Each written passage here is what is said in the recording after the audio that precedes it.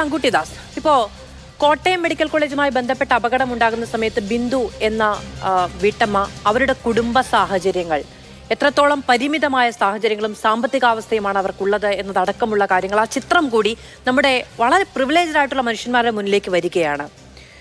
കൊല്ലത്ത് അപകടമുണ്ടാകുന്ന സമയത്ത് ആ മിഥുൻ എന്ന് പറയുന്ന കുഞ്ഞിന്റെ വീട്, പരിസരം, നേരത്തെ ശ്രീ ഉല്ലാസ് കൗർ പറഞ്ഞതുപോലെ ഉള്ളിൽ കയറി മുകളിലേക്ക് നോക്കിയാൽ ആകാശം കാണാൻ കഴിയുന്ന തരത്തിലുള്ള പരിമിതമായ സാഹചര്യങ്ങൾ, നമ്മൾ വിചാരിക്കുന്നതും നമ്മൾ അഭിമാനിക്കുന്നതുമായ കാര്യങ്ങൾക്കപ്പുറത്തുള്ള യാഥാർത്ഥ്യബോധം കൂടെയാണ്. ഇരയാകുന്ന ആളുകൾ സിസ്റ്റത്തെ കൂടുതലായി ആശ്രയിക്കുന്നവരാണ്. സിസ്റ്റത്തെ കൂടുതലായി ആശ്രയിക്കുന്നത് പരിമിതികൾ കൂടുതലായി വേട്ടയാടുന്നവർ കൂടിയാണ്. അപ്പോൾ ഏറ്റവും അടിസ്ഥാന വർഗത്തിലുള്ള മനുഷ്യരാണ് ഇരയാകുന്നത്, സിസ്റ്റത്തിന്റെ ഇരകളാകുന്നത്. തീർച്ചയായിട്ടും അതെ. അതുകൊണ്ടാണ് ഈ സിസ്റ്റത്തെ പഴിചാരിയിട്ടുള്ള ന്യായീകരണങ്ങൾക്കൊന്നും ഏറ്റവും അടിസ്ഥാനപരമായ രാഷ്ട്രീയത്തിൽ വേണ്ട മാനവികതയുടെ മൂല്യമില്ല എന്ന് പറയേണ്ടി വരുന്നത്. നമുക്ക് ഈ ഒരു സംവിധാനം എപ്പോഴാണ് സിസ്റ്റം ആവുന്നത്, എപ്പോഴാണ് സർക്കാർ ആവുന്നത്, ആ കാര്യത്തിലൊരു വ്യക്തത ഇവർ ആദ്യം കൊണ്ടുവരണം. ഇപ്പോൾ സ്കൂളിൽ വെച്ച്, ക്ലാസ് മുറിയിൽ വെച്ച് ഒരു പാമ്പ് കടിച്ച് കുട്ടി മരിക്കുമ്പോൾ അത് സിസ്റ്റത്തിൻ്റെ അനാസ്ഥയാണ്. പക്ഷേ ഇപ്പോൾ നിങ്ങൾ ആ സ്കൂളിലേക്ക് നോക്കൂ, ആ സ്കൂൾ വളരെ മെച്ചപ്പെട്ടൊരു സ്കൂളായിട്ടുണ്ട്. അത് സർക്കാരിൻ്റെ നേട്ടമാണ്.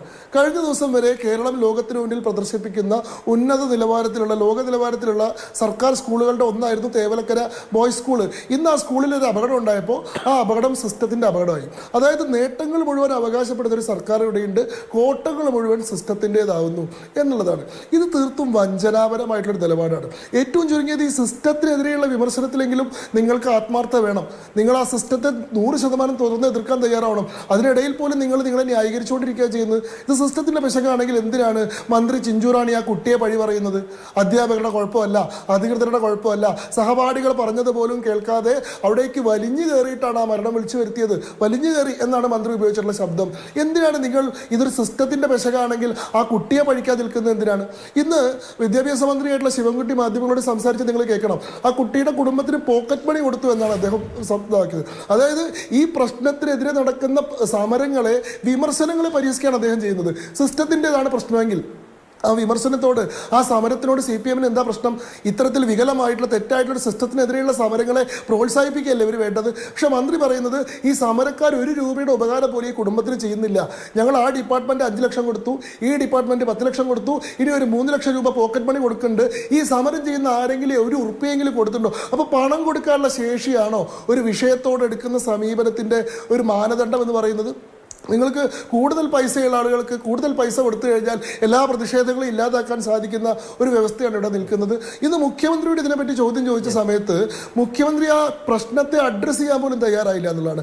മാധ്യമങ്ങൾ ഈ പറയുന്ന പോലെ സ്കൂളിൽ കുട്ടി ഷോക്കേറ്റ് മരിച്ച സംഭവവുമായി ബന്ധപ്പെട്ട് CMന്റെ പ്രതികരണം ചോദിക്കുമ്പോൾ ഉവ്വ എന്ന് 2 വാക്ക് പറഞ്ഞിട്ട് മാധ്യമങ്ങളെ പരിഹസിച്ചുകൊണ്ട് എണീറ്റ് പോകാണ് അദ്ദേഹം ചെയ്തത്. അപ്പോൾ ഇത് സിസ്റ്റത്തിൻ്റെ പ്രശ്നമല്ലെന്നും ഇത് തങ്ങളുടെ തന്നെ പിടിപ്പുകേടിൻ്റെ പ്രശ്നമാണെന്നും ആ പ്രശ്നം വരുന്ന സമയത്ത് മാത്രം അതിനെ പഴി ചാരാനുള്ള ഒരു സങ്കേതം മാത്രമാണ് ഈ സിസ്റ്റം എന്ന പ്രയോഗമെന്നും ഇതിൻ്റെ എല്ലാ നേട്ടങ്ങളുടെയും എല്ലാ മെച്ചങ്ങളുടെയും എല്ലാ ഗുണങ്ങളുടെയും പേരെടുക്കുന്നതും അത് പറഞ്ഞുകൊണ്ട് ആളുകൾക്ക് മുന്നിൽ ഞെളിയുന്നതും ഒക്കെ തങ്ങളാണെന്നും അവർക്ക് നല്ല കൃത്യമായിട്ടുള്ള ബോധ്യമുണ്ട്. ഇപ്പൊ ഈ ചർച്ചയിൽ ശ്രീ സതീഷ് എന്താ പറഞ്ഞത്? നിങ്ങൾ ഗുജറാത്തിലുള്ള പാലം